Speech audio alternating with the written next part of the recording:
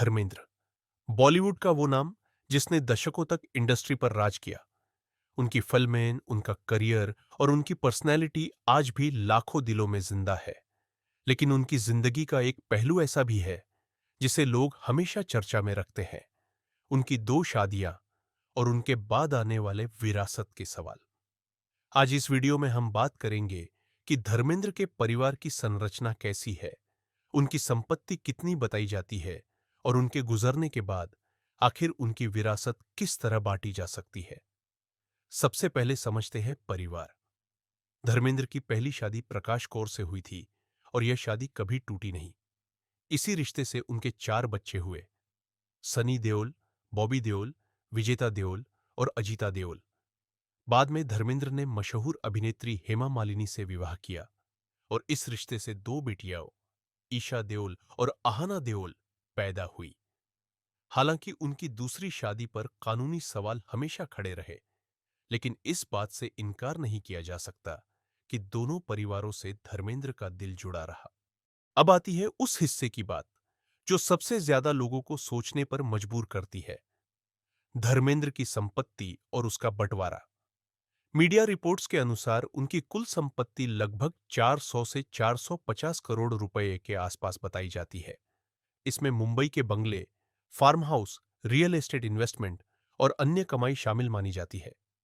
इतनी बड़ी विरासत हो तो सवाल उठना भी स्वाभाविक है, आखिर किसे कितना हिस्सा मिलेगा। भारतीय कानून के अनुसार पहली पत्नी से हुई शादी ही वैध मानी जाती है, क्योंकि तलाक कभी हुआ ही नहीं। यानी कानूनी स्थिति में प्रकाश कौर का स्थान मजबूत है। वहीं दूसरी शादी भले ही समाज में स्वीकार की गई हो, पर कानून के लिहाज से इसकी वैधता पर बहस है।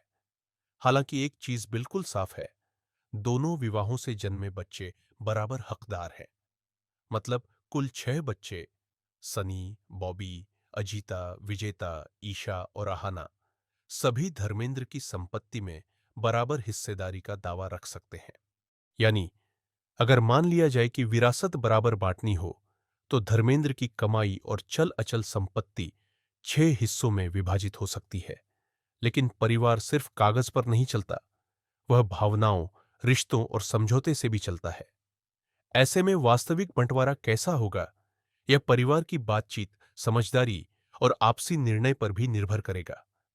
2 घरों में बंटा परिवार, एक तरफ पहला पत्नी परिवार और दूसरी तरफ हेमा मालिनी और उनकी बेटियां। इन भावनाओं के बीच संतुलन बनाना शायद आसान नहीं होगा। इसीलिए विरासत सिर्फ संपत्ति का मसला नहीं, रिश्तों की परीक्षा भी होती है। लोग यह जानना चाह रहे हैं कि इतने वर्षों से अलग अलग रह रहे दोनों हिस्सों वाले परिवार में आगे क्या समीकरण बनते हैं। क्या बंटवारा शांतिपूर्वक होगा? क्या सब कुछ बराबर बांटा जाएगा, या परिवार आपस में सोचकर कोई अलग निर्णय लेगा? आने वाला समय ही इसका जवाब देगा।